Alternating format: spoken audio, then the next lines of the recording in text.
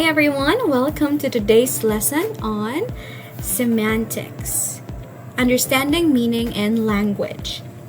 Have you ever wondered why the same word can have different meaning? Or why one sentence can carry multiple interpretations depending on the context? Well, that's where semantics comes in. In this lesson, we'll explore semiotics, the difference between denotation and connotation, literal versus figurative meaning, lexical and compositional semantics, and semantic relationships. Let's get started. So, what is semantics? Semantics is the study of meaning in language.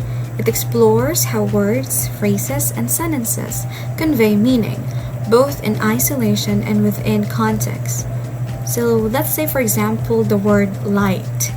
It could refer to the opposite of heavy, or it is something that illuminates a room. So they have the same word, but different meanings. So one of the key figures in semantics is Ferdinand de Saussure.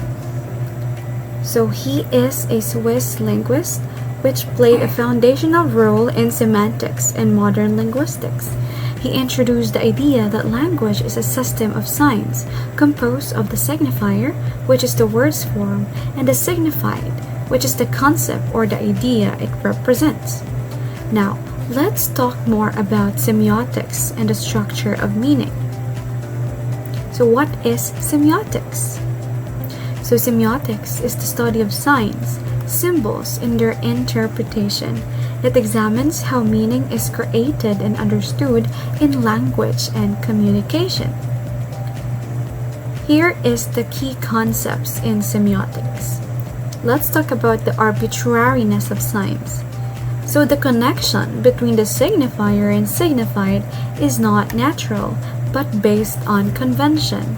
For example, the word dog in English versus perro in Spanish both refer to the same animal, but use different words. So the word here, dog, the word itself is a signifier, and the image it represents or the idea it represents is our signified. Now let's look at this another example. The word rose is our signifier. It represents the concept of a flower, which is our signified. However, a rose may also signify love, beauty, or romance, depending on the context, expanding into connotation, which we are going to discuss later on. So that is how semiotics allows us to interpret different meanings from the same sign. Let's look at this another example. So this is a stop sign. It's just an octagon shape with red and white letters, but in traffic, it signifies stop driving. So without semiotics, symbols wouldn't have meaning. Now, let's dive into denotation and connotation. Let's first talk about denotation. Denotation is the explicit dictionary definition of a word. In short, it is the literal meaning of a word. Let's say, for example, the word snake. It denotes a legless reptile. That is the literal meaning, or the explicit dictionary definition of a word snake. But what about connotation? So connotation, it refers to the emotional or cultural associations linked to a word. In short, this is the implied meaning. The word snake may connotatively imply betrayal or danger. So this is the emotional association linked to a word snake, or its implied meaning. Let's take a look to more examples of denotation and connotation. Here we have the word dog. In denotation, dove is a type of bird. In connotation, dove means peace or love. Now let's look at the word home. In denotation, a home is a building for living. In connotation, it means comfort or security. Next, the word cheap. In denotation, it means low in cost, but in connotation, it means poor quality or inferior. So you see how connotation adds emotional meaning? A cheap product might literally mean inexpensive, but can also be implied as poor quality. That's why advertisers often use words with positive connotation to influence perception. Let's move on to the literal and figurative meaning. So what do we mean by literal and figurative? Now let's compare. When we say literal, it is the direct dictionary meaning of a word. But when we say figurative, it is the non-literal, symbolic, or metaphorical meaning of a phrase. So it is somehow similar to connotative and denotative. Now let's have an example.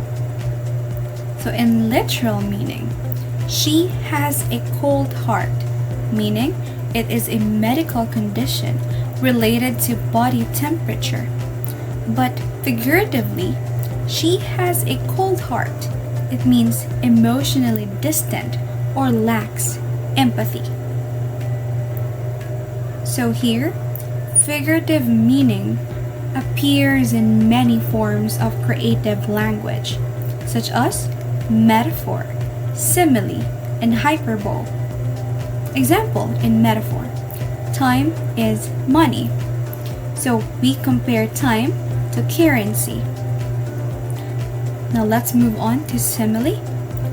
Brave as a lion, comparing bravery to a lion using the word as. Now, hyperbole. I've told you 1,000,000 times. So it is an exaggeration. Now, let's break down lexical and compositional semantics. Let's first talk about lexical semantics. Lexical semantics focuses on word meanings and their relationships.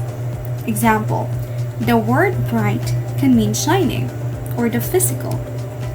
It could also mean intelligent or the abstract. In short, lexical semantics is the meaning of individual words. Now, what about compositional semantics? Compositional semantics examines how word meanings combine to form sentence meaning. Example, the old men and women were evacuated. Are the women also old? So ambiguity and compositional semantics can lead to misunderstanding. So this is a challenge in compositional semantics. And now, let's talk about semantic relationships. So we have here 6 semantic relationships. First is the synonymy. Synonymy are words with similar meanings. Example, happy and joyful. So those words are synonym to each other. Next, antonymy. These are words with opposite meanings. Let's say, for example, hot and cold. Those two words have opposite meanings. Next, polysemy. This is a word with multiple meanings. Let's say, for example, the word bank.